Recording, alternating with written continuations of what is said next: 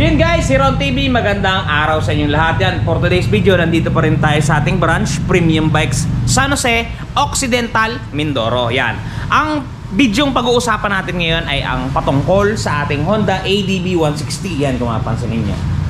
Yan, ang ating bagong-bagong delivery. Yan. Ngayon, kung gusto mong kumuha na to, may plano kang kumuha na to at gusto mo kung malaman kung magkano ba yung kanyang galawan sa presyo, ito ang video na para sa'yo. Okay, bago natin tirahin, bago natin kanain, syempre, intro muna tayo!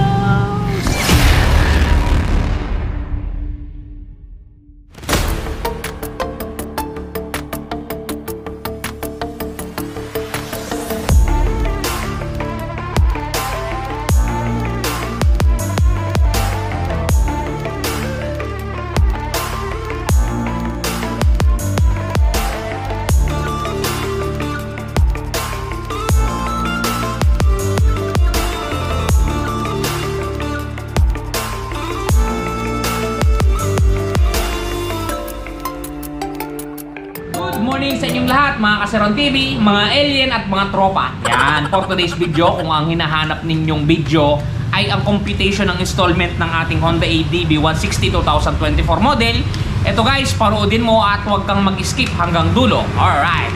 Guys, ipinapaalala ko lang bago natin simulan, bago nyo simulang panoodin, ang Honda ADB na to ay hindi budget friendly. Hindi siya budget meal guys. Talagang gagastusan nyo at talagang malaki ang presyuhan ng unit na nasa tabi ko ngayon. Pero ibibigay ko sa inyo to para doon sa mga nangangailangan ng video na to, nangangailangan ng computation, ito ang video na para sa iyo. Okay guys, pag-usapan na natin itong motor na napakagwapo sa aking tabi. Okay, Honda ADB 160 2024 model. Suggested retail price ng ating unit is 166,900 pesos. Diba sabi ko sa inyo, hindi siya budget meal, parang second hand na kotse na siya. Pero talagang napakaganda ng mga features, goods to goods, good item. Okay guys, open to, cashman o hulugan. Ang SRP is 166,900 pesos. Okay, dumako naman tayo sa installment. Installment ito guys, ang minimum down payment natin ay 16,690 pesos.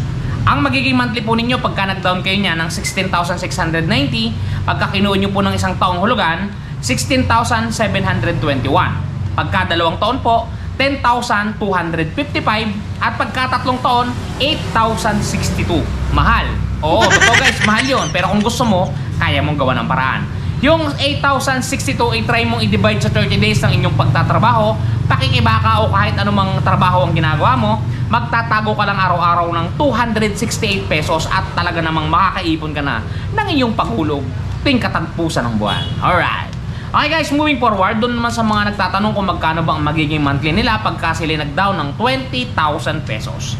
Okay guys, ang magiging monthly ninyo sa looban ng isang taon ay 16,365.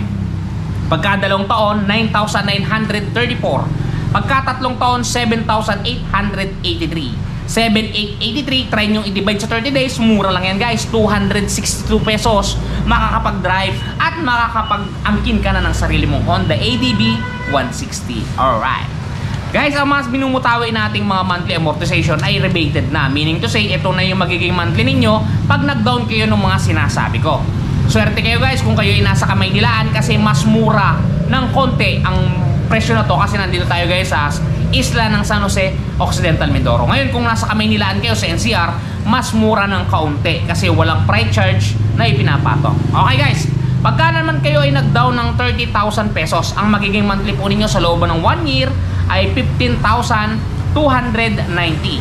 Pagka dalawang taon o 24 months term, 9,367. Pagka tatlong taon, 7,342. Yung 7,342, kung nabibigatan pa kayo, i-divide nyo ulit sa 30 days at araw-araw nyo siyang itago. 244 ang lalabas sa inyong mga calculator. Makakapaghulog kayo at talaga namang hindi marerepo ang ating unit. Okay guys, moving forward, doon naman sa magdadaon ng 40,000 pesos. Yan. Ang magiging monthly po ninyo sa looban ng isang taon ay 14,214. Sa dalawang taon naman, 8,600. Sa tatlong taon, 6,800 pesos. Yung 6,800 kung nabibigatan kayo, i-divide nyo sa 30 days ng inyong pagtatrabaho, ang lalabas sa inyong calculator, 226 pesos. Kaya nyo nang ising ito, itago-tago to araw-araw para sa ika-30 days ninyo o ika-isang buwan, makakapagpulog na kayo sa Premium Guys Corporation. Okay guys, doon naman sa magdadaw ng 50,000 pesos, 50,000, ang magiging monthly po ninyo sa looban ng isang taon ay 13,138. Sa 2 taon, 7,933. At sa 3 taon, 6,259. Yung 6,259, napakamura na yan guys. Divide to 30 days, 208 pesos araw-araw. Kayang-kaya na to guys. Kaya na talagang pagpukusan, kaya ng hulugan. Okay, moving forward, doon naman sa magdadaw ng 60,000 pesos. I-screenshot nyo na lang guys kasi hindi ko siya binabagalan. Binibilisan ko siya para mabilis tayong mayari. Sa magdadaw ng 60,000 pesos, ang magiging monthly po ninyo sa looban ng isang taon ay 12,062. Sa 2 taon po, 24 hulog, 7,266. Sa tatlong taon po, 36 months term, 5,718. Ito guys, murang-mura na to. I-try nyo pang i-divide sa 30 days. 190 araw-araw. Kayang-kaya na to guys. Talagang bawasan nyo lang yung kaka-Shopee, kayong kakalasada, mahuhulugan. Okay, moving forward dun sa mga katropa natin na magda-down o nagbabalak mag-down ng 70,000 pesos sa ating Honda ADB 160. Ang magiging monthly amortization po ninyo sa looban ng 1 year ay 10,986. Sa 2 taon po, 6,598. At sa 3 taon po, 5,177. 5,177 kung mabigat, divide nyo sa 30 days, ang lalabas po dyan ay 172 pesos. Talagang kayang-kaya na po. Okay guys, ito muna yung pinaka-maximum computation natin based dito sa ating kodigo. Pero pwede nyo pang lakihan yan. I-comment nyo lang sa ibaba at pagka nabasa ko at may oras tayo, re-reply natin yan. Okay, pagka nag-down kayo ng 80,000 pesos, ang magiging monthly amortization po ninyo sa looban ng isang taon, 9,910 pesos. Sa 2 taon, 5,931. Sa 3 taon o 3 years, 4,636. Yung 4,636, i-divide ninyo sa 30 days, ang lalabas yan, 154 pesos. Talagang sigurado na magkakaroon kayo ng ating Honda ADB 160. Ako nga pala guys, ang requirements dito sa Premium Bikes Corp, yan kung mapapansin niyo, nasa likodan natin. Ang requirements namin dito na kinukuha pagka kayo mag-a-apply ng motor ay isang valid ID lamang at proof of income. Ano ba yung proof of income? Marami nagtatanong yan eh. Guys, ang proof of income ay ito yung nagmimistulang katibayan ninyo sa kung ano man ang inyong pinagkakakitaan. For example, isa kayong empleyado, ang proof of income ninyo ay payslip o certificate of employment. Ngayon, kung kayo naman ay business owner, ang kailangan ninyo ay barangay business permit. Kung kayo ay namamasada, nagtatricycle, namamasada ng jeep, namamasada ng kung anong pinapamasada yung aeroplano, kung anong gusto nyo ipamasada, ang kailangan nyo naman ay prangkisa.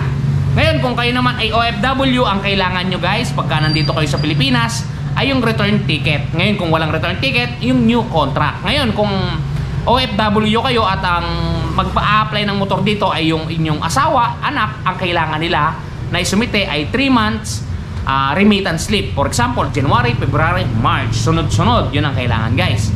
Ngayon, kung kayo naman ay farming, nagpa-farm kayo, farm ang inyong pinagkakakitaan, ang kailangan nyo ay titulo ng lupa. Ngayon, kung ayaw nyong makita ito ng iba, kumuha na lang kayo ng BARSI sa inyong mga barangay. Ito ay nagkakahalaga lang ng 50 to 100 pesos. Yun lang ang requirements natin. Napakadali, 1-day process talaga namang may mangyayari na. Okay guys, pa-shoutout muna yung ating mga tropa. Shoutout natin ang mga katropa natin dyan. Unahin na natin sa listahan, Sir Nelson Balyaran. Yan, Sir Nelson Balyaran, shoutout sa iyo at sa pamilya mo. Mag-iingat po kayo palagi at palagi po kayong magpapakabay. Alright, sunod si Sir Lennon Ignacio ng Valenzuela. Yan, solid subscriber to at lagi nanonood sa atin. Shoutout po sa iyo, Sir Lennon Ignacio ng Valenzuela City. Ingat ka po palagi at palagi ka pong magpapakasaya. At dito sa ating solid supporter, solid katropa na si Sir Ruben Mendoza, araw-araw present yan. Talaga namang may nangyayari na. Shoutout sa iyo, Sir Ruben Mendoza. At dito kay Sir Tol Denver ng Oriental Mindoro, shoutout sa iyo, Sir. Ingat ka palagi at palagi kang magpapakasaya. At dito kay Sir Mervs City TV, yan ang pangalan niya sa YouTube, kaya yan yung na-shoutout natin. Sir Mervs City TV, shoutout sa iyo, ingat ka po palagi, peace boom. At dito kay Sir Cian Mark Hernandez, shoutout sa iyo, sir, ingat ka po palagi at palagi ka pong magpapakasaya. At dito sa kay Sir Lester DC, Sir Lester DC, shoutout sa iyo, ingat ka po palagi. Maraming salamat po sa lahat ng nanonood sana po tuloy-tuloy kayong mag-subscribe at manood ng ating mga video. Okay guys, doon sa mga magpapa-shoutout, comment lang kayo sa ilalim para next upload masasambit ng ating magagandang labi. Alright guys, hanggang dito lang. Ingat kayo palagi at palagi kayong magpapakasaya. Lagi yung tatandaan na piliin yung maging mas mabuting tao kaysa sa iba. Okay guys, hanggang dito lang. Ingat kayo palagi. Bye!